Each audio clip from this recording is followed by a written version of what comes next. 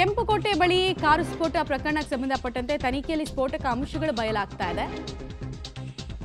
ಮುಂಬೈ ಮಾದರಿಯಲ್ಲಿ ದೊಡ್ಡ ಸ್ಫೋಟ ಮಾಡಬೇಕು ಅಂತ ಸಂಚು ರೂಪಿಸಿದ್ದ ಅಥವಾ ರೂಪಿಸಿದ್ರು. ಬಾಬ್ರಿ ಮಸೀದಿ ಧ್ವಂಸದ ದಿನವೇ ದಾಳಿ ಮಾಡಬೇಕು ಅಂತ ಪ್ಲಾನ್. ಬಾಬ್ರಿ ಮಸ್ಜಿದ್ ಧ್ವಂಸ ಆಗಿದ್ದು 1992 ಡಿಸೆಂಬರ್ 6. ಆ ದಿನವನ್ನ ಇವರೆಲ್ಲ ಮಾರ್ಕ್ ಮಾಡ್ಕೊಂಡಿದ್ರಂತೆ. ಆ ಮೂಲಕ ನಾವು ಪ್ರತಿಕಾರ ತೀರಿಸ್ಕೊಳ್ತೀವಿ ಅಂತ. ಕೆಂಪುಕೋಟೆ, ಆಮೇಲೆ India gate, constitution club, Gaurishankar ದೇವಾಲಯಗಳು ಡಾಕ್ಟರ್ ಗ್ಯಾಂಗ್ನ ಗುರಿಯಾಗಿದ್ವು. ರೈಲ್ವೆ ನಿಲ್ದಾಣ ಮತ್ತು ಶಾಪಿಂಗ್ ಮಾಲ್ಗಳು ಕೂಡ ಟಾರ್ಗೆಟ್ ಆಗಿದ್ವು. ಅಂದ್ರೆ ಏಕಕಾಲದಲ್ಲಿ ಮಲ್ಟಿಪಲ್ ಅಟ್ಯಾಕ್ಸ್ ಅನ್ನ ಮಾಡಬೇಕು, ತುಂಬಾ ಜನರ ನೆತ್ತರ ಹರಿಬೇಕು ಅನ್ನೋದು ಇವ್ರದೆಲ್ಲ ಉದ್ದೇಶ. ಎಜುಕೇಶನ್ ಮಾಡ್ಕೊಂಡವರು, ಅದು ಎಲ್ಲಿ? ಹಿಂದೂಗಳ ಕಾಲೇಜ್ನಲ್ಲಿ ಹಿಂದೂ ದೇವಸ್ಥಾನಗಳು ನಡೆಸುವಂತಹ ಟ್ರಸ್ಟ್ನ ಮೂಲಕ ಇವ್ರಿಗೆಲ್ಲ ಸ್ಕಾಲರ್ಶಿಪ್ ಬೇರೆ ಸಿಕ್ಕಿತ್ತು. ತಿಂದ ಮನೆಗೆ ಅದೇನೋ ಮಾಡಿದ್ರು ಅಂತಾರಲ್ಲ, ಹೇಳಕ್ ಸರಿಯಾಗಲ್ಲ, ಅದನ್ನು ಮಾಡಿದ್ರು. ಡೀಟೇಲ್ಸ್ ಕೊಡ್ತಾರೆ ಶಬೀರ್. ಮುಂಬೈನ ಸೀರಿಯಲ್ ಬ್ಲಾಸ್ಟ್ಗಳನ್ನು ನಾವು ನೋಡಿದ್ದೀವಿ. ಏಕಕಾಲದಲ್ಲಿ ಒಂದೇ ದಿನ ನಾವು ನೋಡಿದ್ವಿ 276 ಜನ ಸತ್ತಿದ್ದು. 2008ರ ಮುಂಬೈ ಬ್ಲಾಸ್ಟ್ ನೋಡಿದ್ವಿ ನಾವು. ಸೊ ಅದೇ ಮಾದರಿಯಲ್ಲಿ ಹೆಂಗೆ ಪ್ಲಾನ್ ಮಾಡ್ಕೊಂಡಿದ್ರು? ಕೇವಲ ಡೆಲ್ಲಿ ಮಾತ್ರ ಇವ್ರ ಲೊಕೇಶನ್ನ ಭಾಗ ಆಗಿತ್ತಾ, ಅಥವಾ ದೆಹಲಿ, ಹರಿಯಾಣ, ಲಕ್ನೋ ಈ ಥರ ಬೇರೆ ಬೇರೆ ಇಂಟರ್ಸ್ಟೇಟ್ನಲ್ಲೂ ಒಂದೇ ದಿನಕ್ಕೆ ಸ್ಫೋಟ ಮಾಡಬೇಕು ಅನ್ನೋದು ಉದ್ದೇಶ ಆಗಿತ್ತಾ? ಮಮತಾ, ಡಿಸೆಂಬರ್ 6 ಬಾಬ್ರಿ ಮಸೀದಿ ಧ್ವಂಸವಾದಂಥ ದಿನ.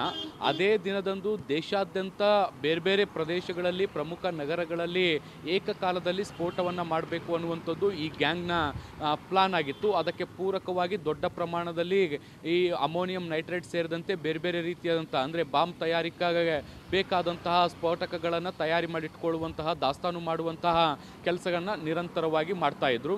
ಮುಖ್ಯವಾಗಿ ಏನು ದೆಹಲಿಯ ಇಂಡಿಯಾ ಗೇಟ್ ಆಗಿರ್ಬೋದು, ಕೆಂಪುಕೋಟೆ ಆಗಿರ್ಬೋದು, ಗೌರಿಶಂಕರ ದೇವಸ್ಥಾನ ಆಗಿರ್ಬೋದು, ಮತ್ತು ಅತಿ ಹೆಚ್ಚು ಏನು ರಾಜಕಾರಣಿಗಳು ಸೇರಿದಂತೆ ಬೇರೆ ಬೇರೆ VVIPಗಳು ಓಡಾಡುವಂಥ ಕಾನ್ಸ್ಟಿಟ್ಯೂಷನ್ ಕ್ಲಬ್ ಆಗಿರ್ಬೋದು, ಈ ಪ್ರದೇಶಗಳನ್ನು ದೆಹಲಿಯಲ್ಲಿ ಮಾರ್ಕ್ ಮಾಡ್ಕೊಂಡಿದ್ರು. ಇದರ ಜೊತೆಗೆ ದೇಶದ ಬೇರೆ ಮಹಾನಗರಗಳೇನಿದ್ದಾವೆ, ಲೈಕ್ ಬೆಂಗಳೂರು, ಹೈದರಾಬಾದ್, ಲಕ್ನೋ, ಈ ರೀತಿಯಾದಂಥ ಕೋಲ್ಕತ್ತಾ, ಬೇರೆ ಬೇರೆ ಮಹಾನಗರಗಳೇನಿದ್ದಾವೆ, ಇಲ್ಲಿರುವಂತಹ ಶಾಪಿಂಗ್ ಕಾಂಪ್ಲೆಕ್ಸ್ಗಳು ಮತ್ತು ಮಾರುಕಟ್ಟೆ ಪ್ರದೇಶಗಳನ್ನು ಕೂಡ ಅವರು ಗುರುತಿಸ್ಕೊಂಡಿದ್ರು. ಎಲ್ಲ ಪ್ರದೇಶಗಳಲ್ಲೂ ಕೂಡ ಏಕಕಾಲದಲ್ಲಿ ಸ್ಫೋಟವನ್ನು ಮಾಡೋ ಮೂಲಕ ಒಂದು ಪ್ರತೀಕಾರವನ್ನು ತೀರಿಸ್ಕೊಳ್ಬೇಕು ಅನ್ನುವಂಥ ಲೆಕ್ಕಾಚಾರವನ್ನು ಇಟ್ಕೊಂಡಿದ್ರು. ಅದಕ್ಕಾಗಿ ಎಲ್ಲ ರೀತಿಯಾದಂಥ ತಯಾರಿಗಳನ್ನು ಮಾಡ್ಕೊಂಡಿದ್ರು. ಫರೀದಾಬಾದ್ನ ಫತೇಪುರದಲ್ಲಿ ಆ ಒಂದು ಗೋದಾಮಿನಲ್ಲೂ ಕೂಡ ಭಾಳ ದೊಡ್ಡ ಪ್ರಮಾಣದ ಕಚ್ಚಾ ವಸ್ತುಗಳನ್ನು ಕೂಡ ದಾಸ್ತಾನು ಮಾಡ್ಕೊಂಡಿದ್ರು. ಆದರೆ ಯಾವಾಗ ಜಮ್ಮು ಕಾಶ್ಮೀರದಲ್ಲಿ ಸಿಕ್ಕಂಥ ಒಂದು ಲಿಂಕು ಅದು ಎಲ್ಲ ವೈದ್ಯರ ಗುಂಪನ್ನು ಒಂದೊಂದಾಗಿ ಬಯಲು ಮಾಡ್ತಾ ಹೋಯಿತು. ಆಗ ಎಲ್ಲರೂ ಕೂಡ ಸಿಕ್ಕಿ ಹಾಕಿಕೊಳ್ಳುವಂಥ ಭೀತಿ ಸೃಷ್ಟಿಯಾಗುತ್ತೆ.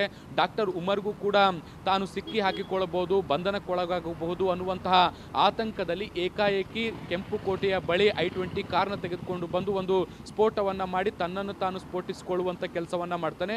ಆ ಮೂಲಕ ಒಂದು ಹಂತದ ಪ್ಲಾನನ್ನು ಎಕ್ಸಿಕ್ಯೂಟ್ ಮಾಡುವಂಥ ತಯಾರಿಯನ್ನು ಮಾಡಿರುವಂಥದ್ದು. ಹಾಗೆ ನೋಡಿದರೆ ದೇಶಾದ್ಯಂತ ಡಿಸೆಂಬರ್ 6ರಂದು ನಡೀಬಹುದಾದಂಥ ದೊಡ್ಡ ವಿಕೃತಿ ಅಥವಾ ವಿಧ್ವಂಸ ಕೃತ್ಯ ಏನಿದೆ ಅದು ನಿಂತ್ಕೊಂಡು ಹೋಗಿದೆ. ಆದಾಗ್ಯೂ ಕೂಡ ದೆಹಲಿಯಲ್ಲಿ ಒಂದು ಸ್ಫೋಟವನ್ನು ಮಾಡೋ ಮೂಲಕ ತಮ್ಮ ಪ್ಲಾನ್ ಏನು ಅನ್ನುವಂಥದ್ದನ್ನು ತೋರಿಸುವಂಥ ಕೆಲಸವನ್ನು ಈ ಜಿಹಾದಿಗಳು ಮಾಡಿರುವಂಥದ್ದು. ಮಮತಾ, ರೈಟ್, ಧನ್ಯವಾದ ಶಬೀರ್ ತಮ್ಮೆಲ್ಲ ಮಾಹಿತಿಗಾಗಿ. ರೋಗಿಗಳ ರೋಗವನ್ನ ಗುಣಪಡಿಸಬೇಕಾಗಿದ್ದ ಡಾಕ್ಟರ್ಸು ಈ ಜಿಹಾದಿ ರೋಗವನ್ನ ಮೈಗೂಡಿಸ್ಕೊಂಡ ಪರಿಣಾಮ ಏನು ಅಂದರೆ ಇವತ್ತು ತಾನು ತುಂಡಾಗೋದಲ್ಲದೆ ಅಮಾಯಕರ ಜೀವಗಳನ್ನು ತೆಗೆದುಕೊಂಡು ಹೋಗಿದ್ದಾರೆ. ಇನ್ನೂ ಎಷ್ಟು ಜನ ಈ ಥರ ರೆಡಿಯಾಗಿದ್ರು ಅನ್ನೋದು ಒಂದು ಪ್ರಶ್ನೆ. ಕೆಂಪುಕೋಟೆ ಬಳಿ ಕಾರ್ ಸ್ಫೋಟ ಪ್ರಕರಣಕ್ಕೆ ಸಂಬಂಧಪಟ್ಟಂತೆ ಉಕಾಸ ಎಂಬ ಹ್ಯಾಂಡ್ಲರ್ನ ಸಂಪರ್ಕದಲ್ಲಿ ಉಗ್ರ ಉಮರ್ ಇದ್ದ ಅನ್ನೋದ್ರ ವಿಚಾರ. ಉಕಾಸ ಇವನ ಹೆಸರು, ಇದು ಕೋಡ್ ನೇಮ್ ಆಗಿರ್ಬೋದು ಅಂತ. ಟರ್ಕಿಯ ಅಂಕಾರ ಮೂಲದ ಉಕಾಸ ಅನ್ನೋನು ಇವ್ರ ಜೊತೆಗೆ ಕಾಂಟ್ಯಾಕ್ಟ್ನಲ್ಲಿ ಇದ್ದ ಅಂತ. ಎನ್ಕ್ರಿಪ್ಟ್ ಮಾಡಲಾದ ಸೆಷನ್ ಅಪ್ಲಿಕೇಶನ್ನ ಮೂಲಕ ಇವ್ರದೆಲ್ಲ ಸಂವಹನ ನಡೀತಾ ಇತ್ತು. ಫರೀದಾಬಾದ್ ಭಯೋತ್ಪಾದಕ ಘಟಕದೊಂದಿಗೆ ಉಕಾಸ ಅನ್ನೋನು ಸಂಪರ್ಕದಲ್ಲಿದ್ದ. ಅವನದು ಮೂಲ ಯಾವುದು ಕೇಳಿದ್ರೆ ಟರ್ಕಿ ಅಂತ ನಾವೇನು ಕರಿತೀವಿ, ತುರ್ಕೇಯಿ ಅಂತ ಕೆಲವರು ಹೇಳ್ತಾರೆ. ಸೊ ಟರ್ಕಿ ಹ್ಯಾಂಡ್ಲರು ಅನ್ನೋದು ತಿಳಿದು ಬರ್ತಾ ಇದೆ. ಅಂದರೆ ವಿದೇಶದ ಹ್ಯಾಂಡ್ಲರ್ಸ್ ಈ ಪ್ರಕರಣದಲ್ಲಿ ಕೆಲಸ ಮಾಡಿದ್ರು. ಹೋಮ್ ಗ್ರೌಂಡ್ ಟೆರರಿಸ್ಟ್ಗಳನ್ನು ಮಾಡಿ, ಉಗ್ರ ಸೌಧವನ್ನು ಮಾಡಿ, ಉಗ್ರ ಲೋಕವನ್ನು ಮಾಡಿ, ಅವ್ರ ಹ್ಯಾಂಡ್ಲರ್ಸ್ ಯಾರು ಕೇಳಿದ್ರೆ ಫಂಡಿಂಗು ಮತ್ತು ಎಲ್ಲೆಲ್ಲಿ ನೀವು ಬ್ಲಾಸ್ಟ್ ಮಾಡಬೇಕು, ಹೆಂಗೆ ಬ್ಲಾಸ್ಟ್ ಮಾಡಬೇಕು ಅಂತ ಹೇಳ್ಕೊಡ್ತಾ ಇದ್ದಿದ್ದು, ದುರ್ಬುದ್ಧಿಯ ದುರ್ಬೋಧನೆ ಮಾಡ್ತಾ ಇದ್ದಿದ್ದು ಉಕಾಸ ಅನ್ನೋನು ಅಂತ. ನಾನು ತೆಗೆದು ನೋಡಿದೆ ಉಕಾಸ ಅಂದರೆ ಏನು ಅಂತ.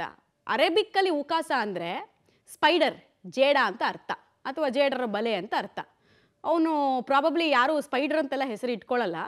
ಉಕಾಸಾಗಿ ಇನ್ನೊಂದು ಒರಿಜಿನಲ್ ನೇಮ್ ಇರುತ್ತೆ, ಬಟ್ ಸಿಕ್ಕಾಕೊಳ್ಬಾರ್ದು. ಯಾಕಂದರೆ ಈ ಟೆರರಿಸ್ಟ್ಗಳದೆಲ್ಲ ಹೀಗೆ ಒಂದೊಂದು ಕೋಡ್ ನೇಮ್ ಇಟ್ಕೊಂಡು ಕೆಲಸ ಮಾಡ್ತಾರೆ. ಒರಿಜಿನಲ್ ನೇಮ್ ಇನ್ನೇನೋ ಇರುತ್ತೆ, ಮೂಸಾ, ಕಾನು, ರಾಮು ಅಂತೆಲ್ಲ ಇರುತ್ತೆ. ಅಂಥದ್ದೆಲ್ಲ ಗೊತ್ತಾಗಬೇಕು, ರಹೀಮು ಅಂತೆಲ್ಲ ಇರುತ್ತೆ.